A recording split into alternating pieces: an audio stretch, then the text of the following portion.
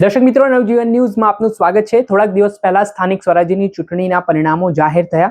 આ પરિણામોમાં ભારતીય જનતા પાર્ટીના ઉમેદવારોની જે ક્યાંક ને ક્યાંક હાર થઈ, તો ક્યાંક ખાડાઓ ખોદી દેવામાં આવ્યા, તો ક્યાંક તલવારો બતાવીને ધમકી આપવામાં આવી, તો ક્યાંક છે દૂધ લેવાનું બંધ કરી દેવામાં આવ્યું। પણ ગીર સોમનાથના કોડીનારમાં કોંગ્રેસ બહુમતીમાં છે। આમ 12 જેટલા કોંગ્રેસના તાલુકા પંચાયતના સભ્ય ચૂંટાયા છે, પરંતુ ત્યાં સામ દામ દંડ ભેદ જેવી નીતિઓ અપનાવવામાં આવતી હોય તેવા આરોપો આ તાલુકા પંચાયતના સભ્ય છે તે લગાવી રહ્યા છે।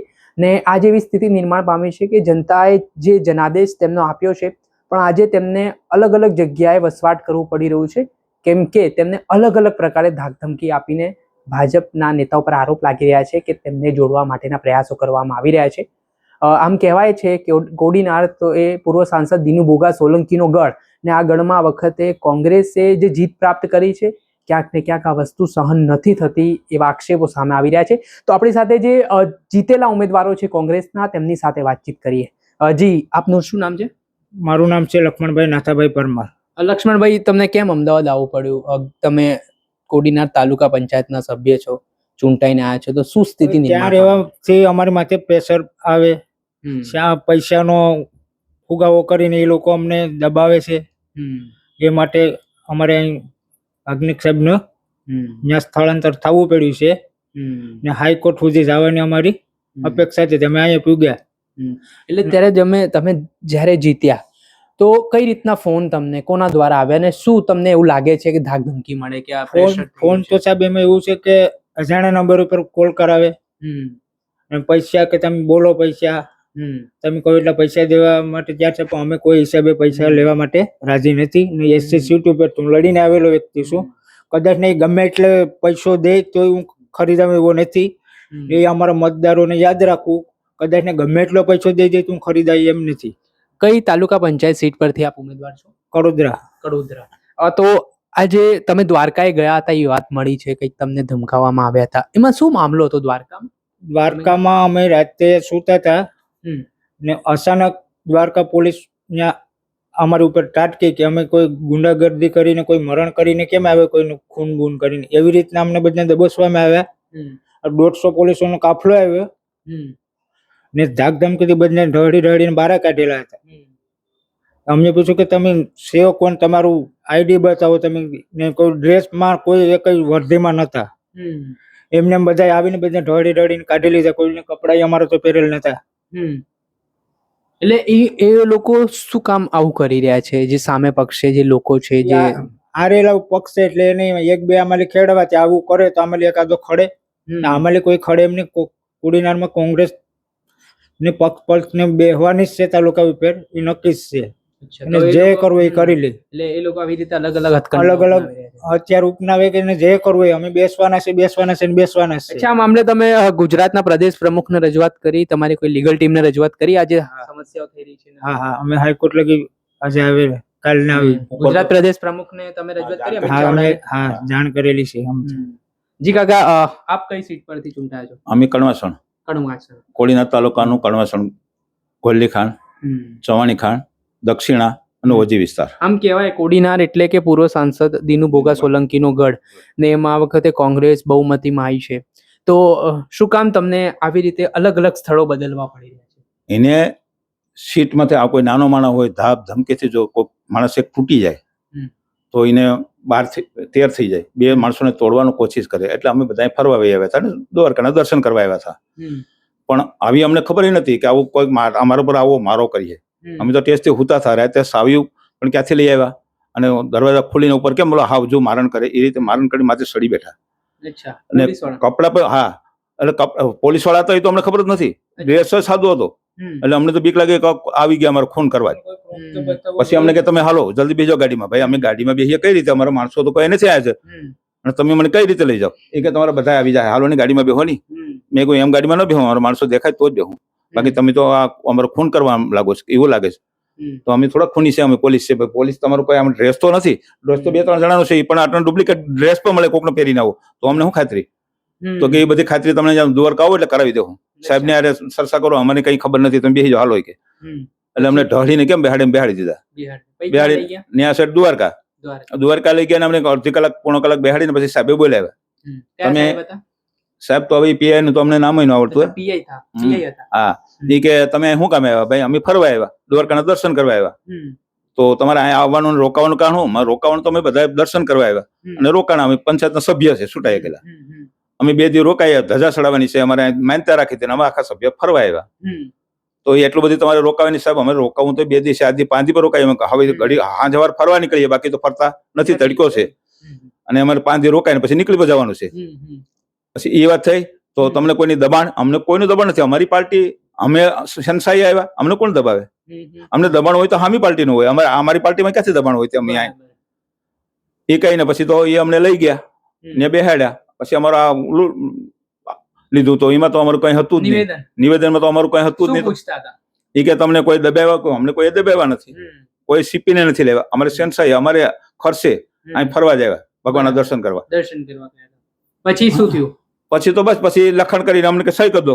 સહી કરી એમને 2-3 કલાક બેહાડ્યા, પછી પાછા મૂકી ગયા. મનોજભાઈ મોરી પણ તમારી સાથે હતા? મનોજભાઈ મોરી અમારી પાછળ નતા, એ લગ્ન હતા એટલે ગયા કોડીનાર. કોડીનાર લગ્ન હતા ત્યાં ગયા હતા. એ અમારે શું લેવા? અમારે આ કોડીનાર તાલુકાના ખરા, પણ એને યાર અમારે કોઈ લેવા દેવા કે નિસ્બત નહોતું. પણ એમાં તો એવો આક્ષેપ થઈ રહ્યા છે કે મનોજ મોરીએ કંઈક ભાજપના ઉમેદવારનું અપહરણ કરાવ્યું. એ ખોટી વાત છે. આ પાયા હોવાની છે. એના મા બાપે હમણાં આપી દીધું જબાની કે નહીં, અમારા છોકરાનું કોઈ અપહરણ થયું જ નથી. અમારા છોકરાનો મોબાઈલ 2-3 દી મેળે બંધ થઈ જાય અને એના મા બાપે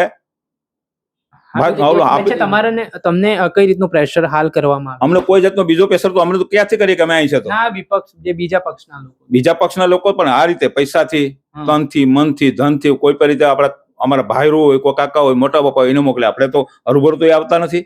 એને કોની પૈસા લઈ લે, એના છોકરાને નોકરી આપી દે. ભાઈ અમારા છોકરાને નોકરી જોતી નથી, અમારે પૈસા જોતા નથી. અમે જે પાર્ટીએ છૂટાવ્યા એના આભારી છે અમે, કે મારા મતદારોએ એમને અમને છૂટાવી દીધા એટલે અમે ભાગશાળી કહેવાય. અમારે તો કેટલો વિસ્તાર, નબળો વિસ્તાર, ઓજી વિસ્તાર, દક્ષિણા, કણવાસણ, ભોલડીખાંડ ને ચવાણખાંડ, એટલા વિસ્તારની અંદર હું એકલો માણસ પસાર કરું ડોર ટુ ડોર, અને મને છૂટાવ્યો. એની પાસે 4 વ્હીલર, ગાડીઓ, પૈસો, તન મન ધન, છતાં મને 382 મતે જીતાડ્યો. હું તો ખૂબ મારા એટલા ગામડાનો આભારી છે કે જેને મારે 1 રૂપિયાનો ખર્ચો ન કરવા દીધો.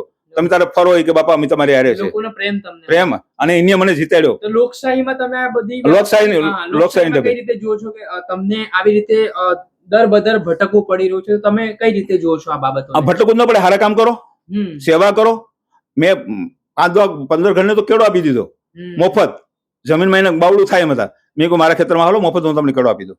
આ બધી સેવા કરેલ છે. લોકો અમને મત આપે તો એમાં કોણ અટકાવી શકે? ભાઈ આ કારણે જ હું છૂટાણું છું, મારી સેવાને કારણે. અને પાર્ટીનો આભારી કે જે પાર્ટી છે મારી વફાદાર પાર્ટી છે, મારા બાપા વખતની, ધીરુ બાપા વખતની. એ પાર્ટીમાં મેં કોઈ દિવસ અવિશ્વાસ કર્યો નથી અને પબ્લિકનો પણ અવિશ્વાસ નહીં કરો. એટલી પબ્લિકે મને છૂટાવ્યું, હું ભાગશાળી કહેવા. હવે શું તૈયારી છે તમારી? તૈયારી ફૂલ. લડાઈ છે હવે લડાઈ તો અમારે જો તાલુકામાં જીતી ગયા, અમારો આગેવાન બેસી જાય એટલે અમારે જેટલું થતું કામ કાયદેસરનું અહીં અમે કરવા તૈયાર છે. અને પબ્લિકનો કોઈ દિવસ અવિશ્વાસ નહીં થવા દઈએ. બેસવા દેશે લાગે છે? અમે બેસી જવાના છે. અમારી પણ બહુમતી છે જ ને. અને અમારે પણ નબળા માણસો છે ખરા, પણ તાકાત વાળા છે, હિંમત વાળા છે. આ બધા મજૂરી કામ કરે, બાંધાનું સંતર ગડતર કરે, છતાં અમે કીધું કે બાપા અમે તારે હારે છે તો અમે બેહાડી દેવાના છે. એકબીજાને સધિયારો આશ્વાસન. હા છે 100%. અમારા આખા પેનલને. બીજા એક આપણી સાથે તાલુકા પંચાયતના ચૂંટાયેલા સભ્ય છે, તેમની સાથે વાતચીત કરવાનો પ્રયાસ કરીએ. કાકા, શું નામ આપનું? મારું નામ રાજાભાઈ વાળા, ગામ મારું ઘાટવડ. ક્યાંથી ચૂંટાયા છો આપ? ઘાટવડમાંથી. ઘાટવડમાંથી. તો હાલ જે સ્થિતિ છે, તમે ચૂંટાયેલા પ્રજાના ઉમેદવારો છો, લોકોએ તમને જીતાડ્યા છે, તો પછી આજે એવી સ્થિતિ આવી છે કે ચૂંટાયા બાદ પણ તમને અલગ અલગ વિસ્તારમાં જઈને રહેવું પડી રહ્યું છે, તો પહેલા શું કહેશો આ બાબતમાં? અમે દ્વારકા દર્શન કરવા ગયા હતા. ત્યાં ફર્યા, 1-2 દી રોકાણા અને અચાનક રાતના જે કઈ ગેસ્ટ હાઉસમાં સૂતા હતા અને એ પોલીસ ખાતું આવ્યું હાથા દેશમાં અને અમને ડરાવ્યા ને ધમકાવ્યા ને રાતે ઉઠાડીને લઈ ગયા. અચ્છા. પછી કીધું તમને? હા, એ પૂછતા તમે અહીં કેમ આવ્યા, હું કામ આવ્યા? બા અમે અહીંયા ખાલી ફરવા જ આવ્યા. કોણ કોઈ લાવ્યું તમને? હું નાઈ, અમે હવ ના છૂટાઈ ગયેલા 12 સભ્ય હશે, હવ ની રીતે હવ ના ખર્ચે આવ્યા. પછી અહીંયા બેહાડ એને પૂછ્યું ને પછી અહીંયા કાઢી મેં ક્યાં રાતના હેરાન કર્યા. કઈ રીતનું દબાણ તમારા પર આવી રહ્યું છે અટાણે? તો પછી એ રાતના જે કઈ આ દબાણ આવ્યું એટલે અમે ત્યાંથી ભાગીને અહીંયા અમદાવાદ આવ્યા. તો હવે એના માટેની કંઈક સુરક્ષા અમે લઈએ તો ઘેર જઈ શીખીએ ને.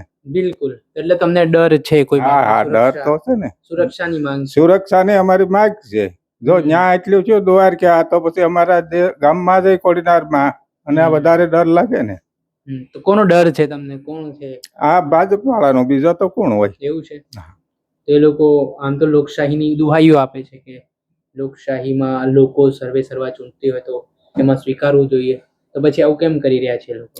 તો પછી એ આવું આ કરી રહ્યા એના હિસાબે તો આ બધી ભાગવું પડ્યું ને. અમારે દ્વારકાથી ફરવા જતા ત્યાંથી ભાગીને અહીંયા રક્ષણ સારું થઈને અમારે અહીંયા અમદાવાદ આવવું પડ્યું.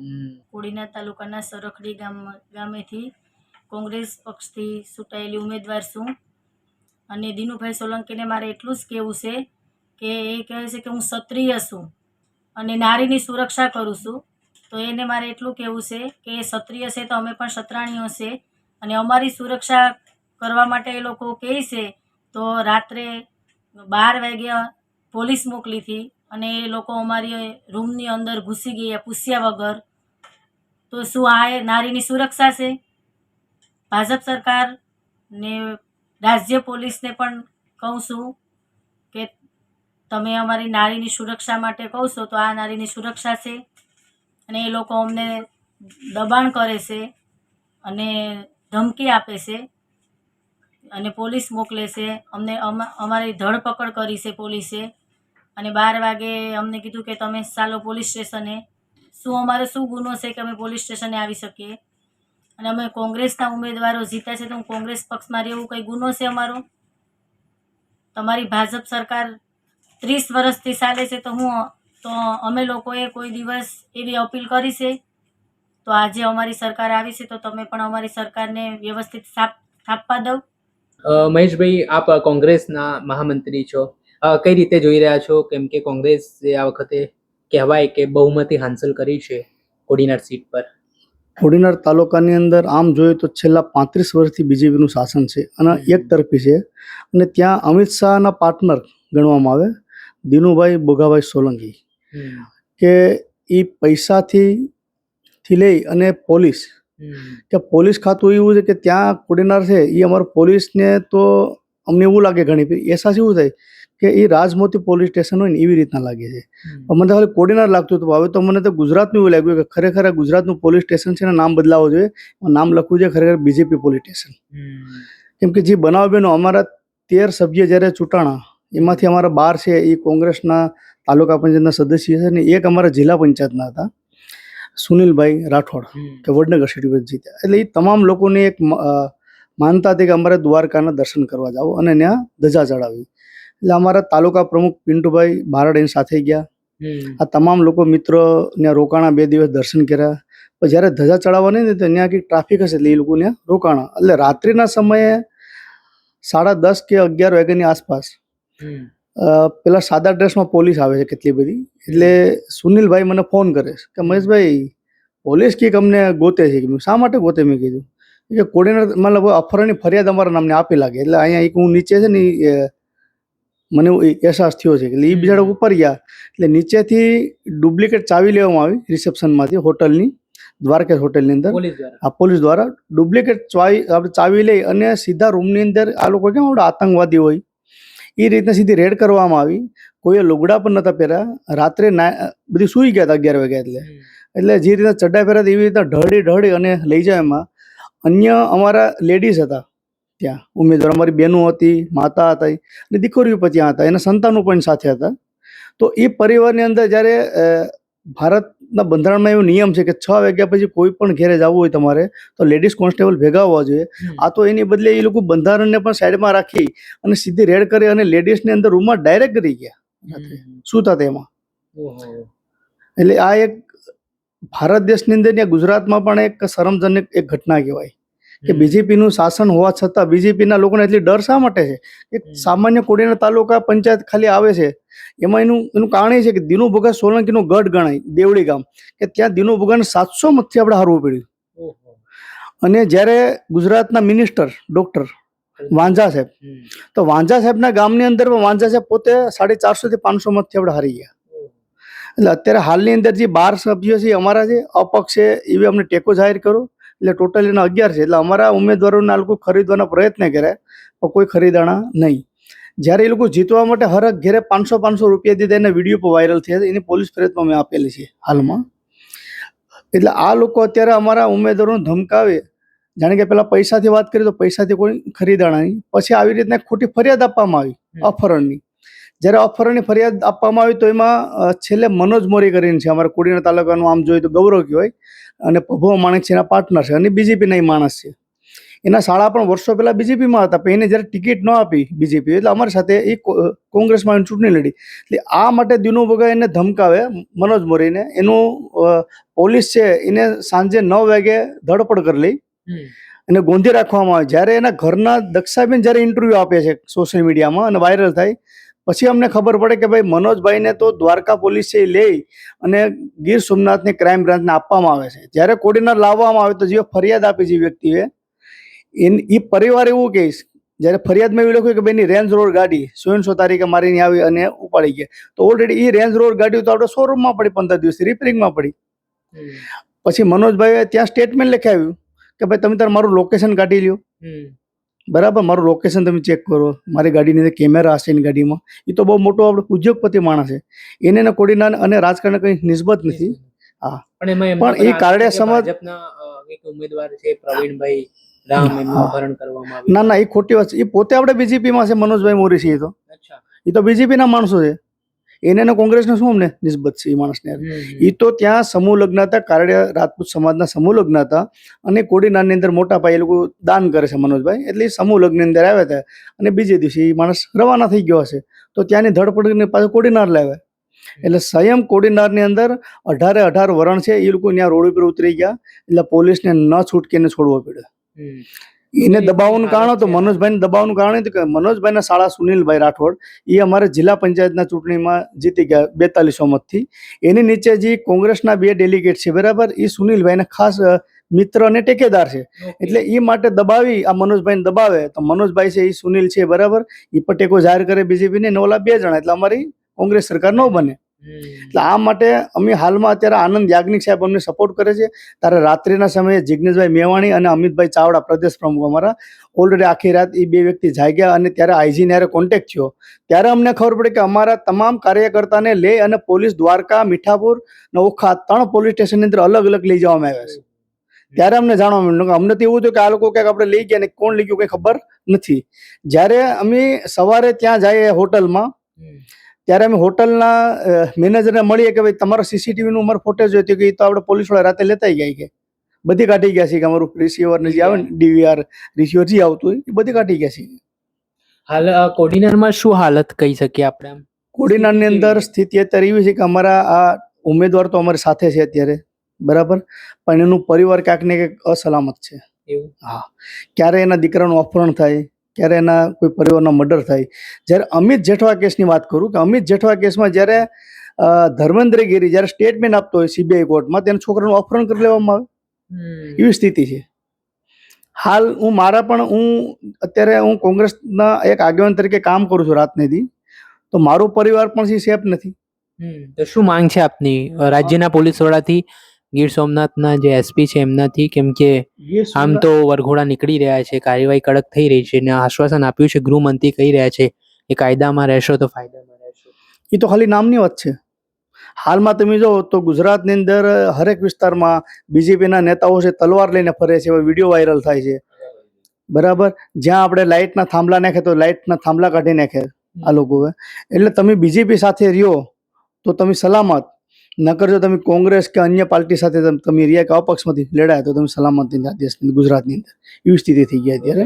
અને લોકશાહી ખતમ કરવા માટે ગુજરાતની અંદર બીજેપી છે, બરાબર, એ તાનાશાહી કરે છે. પોલીસ છે એ એક એજન્ટ બની અને કામ કરે છે. એટલે આવનારા દિવસો આનંદ યાજ્ઞિક સાહેબની મદદ લઈ અને નામદાર હાઈકોર્ટની અંદર આનંદ સાહેબ આજે પિટિશન દાખલ કરે છે અમારા 13 સભ્યોને લઈને, કે ભાઈ આને પોલીસ પ્રોટેક્શન, કેમ કે પહેલી મિટિંગ જ્યારે કોડીનારમાં મળશે ત્યારે અમારી બહુમતી અમારે સાબિત કરવા માટે ત્યાં જવું તો ખરી ને, કઈ રીતના ત્યાં જવું અમારે?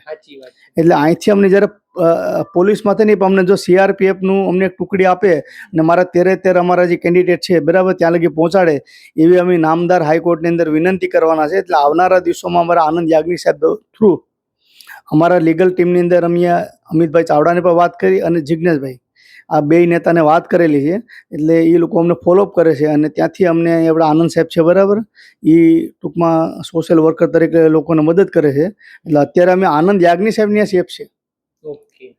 એટલે અમારું 13 સભ્યને અમે સલામત રાખ્યો તો અહીં સાહેબની ન્યા રોકાણા તો અમે સલામત છે, ને અમે સલામત નથી આ દેશની અંદર. તાલુકા પંચાયતના સભ્ય છે કોંગ્રેસના, જેઓ જે અલગ અલગ વિસ્તારોમાં ભાગતા ફરી રહ્યા છે. એનું કારણ એવું છે કે કોડીનારમાં જે તાલુકા પંચાયતના ઉમેદવારો છે તે જીત્યા છે કોંગ્રેસના, તો હવે તેમને કેવી રીતે તોડવા તે માટે ભારતીય જનતા પાર્ટીના નેતાઓ પ્રેશર બનાવતા હોય તેવા આક્ષેપો હાલ કોંગ્રેસના તાલુકા પંચાયતના ચૂંટાયેલા સભ્ય લગાવી રહ્યા છે. દ્વારકામાં જે ઘટના બની હતી તે ઘટનાને લઈને તેમણે વાત કરી કે એકાએક દ્વારકેશ હોટલમાં જે પોલીસ અધિકારીઓ છે તે ત્રાટકે છે અને તેમને કોઈ પણ કારણ વગર છે તે ગાડીમાં બેસી જવાનું કહીને લઈ જવામાં આવે છે અને તેમના પર દબાણ કરવામાં આવી રહ્યો હોય તેવી વાત સામે આવી છે. આ મામલે ધારાસભ્ય જિજ્ઞેશ મેવાણીની પણ પ્રતિક્રિયા સામે આવી હતી ને હવે આ તમામ ચૂંટાયેલા સભ્યો છે તેઓ હાઈકોર્ટનો દ્વાર ખટખટાવવાના છે તેવી વાત પણ જાણવા મળી રહી છે. ત્યારે જોવાનું રહ્યું કે જે રીતે એક તરફ લોકશાહીની મોટી મોટી ગુલબાંગો પોકારવામાં આવે છે, ત્યારે બીજી તરફ ગીર સોમનાથના કોડીનારના જે આ ચૂંટાયેલા કોંગ્રેસના જે તાલુકા પંચાયતના સભ્યો છે તેમની જે સ્થિતિ નિર્માણ પામી છે તેને લઈને એક મોટો સવાલ હવે લોકશાહીને લઈને પણ ઉઠ્યો છે. દર્શક મિત્રો, આવા જ નવા વિડીયો સાથે આપને માહિતગાર કરતા રહીશું, એટલે નવજીવન ન્યૂઝ જોતા રહો.